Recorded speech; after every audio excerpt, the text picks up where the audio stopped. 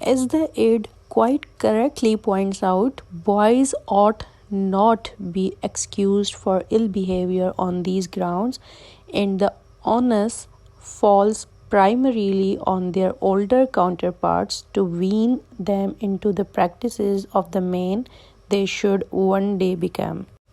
ये जो एडवर्टाइजमेंट है इसने करेक्टली पॉइंट आउट किया है कि जो लड़के हैं उनको माफ़ नहीं किया जाए उनके इल बिहेवियर को ऑन दीज ग्राउंड्स कौन से?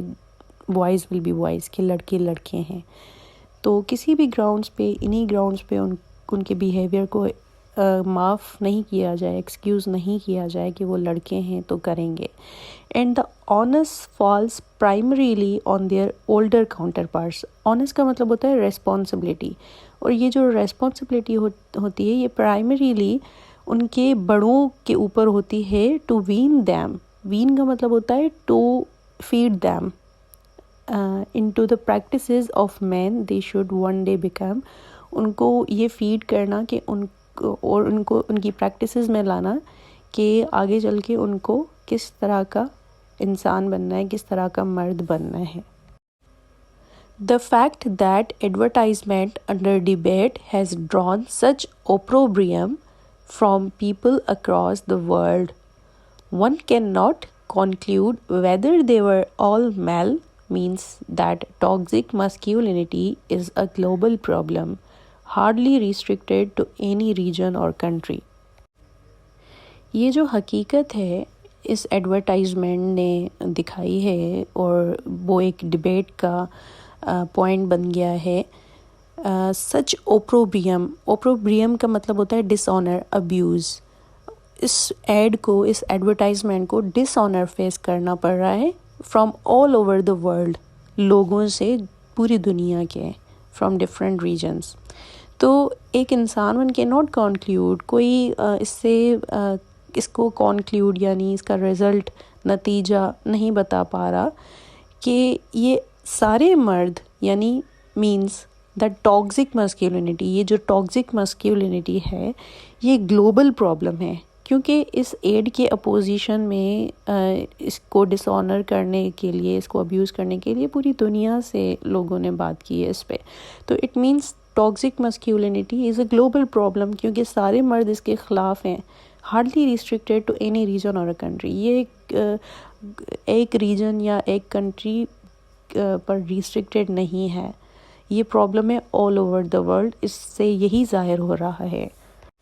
The tug of war between the genders is as old as humanity itself, and there is no doubt that women have always had the worst of it, even if some of them have been at some point complicit.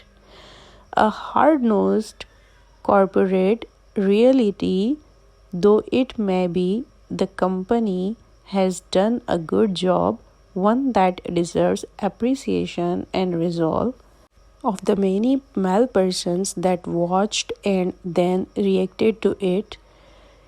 It is earnestly to be hoped that at least some will dwell on what is often referred to as the orders of things and take steps to change it. ये जो tug of war है genders के दरमियान, ये बहुत पुरानी है, जितनी पुरानी ह्यूमैनिटी है. सो इसमें कोई शक नहीं है कि वुमेन ने हमेशा इसके जो नताइज देखे हैं वो काफ़ी वर्स्ट हैं.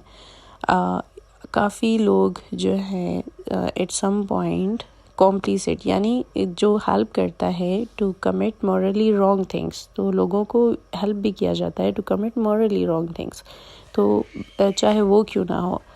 हार्ड नोज का मतलब होता है tough minded.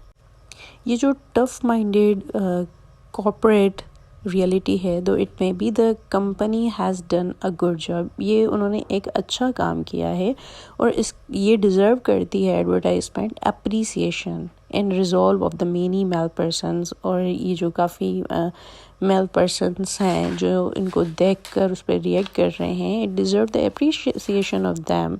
It is earnestly यानी सीरियसली टू बी होप, कि उम्मीद की जाती है कि एटलीस्ट कुछ जो यहाँ रहते हैं इसको इस तरह से रेफर करें, द ऑर्डर ऑफ थिंग्स, जो चीज़ें हैं वो इसी ऑर्डर में होनी चाहिए, इसी तहत होनी चाहिए, and take steps to change it, और उसके लिए कोई अच्छे कदम उठाएं ताकि चीज़ें बदलें।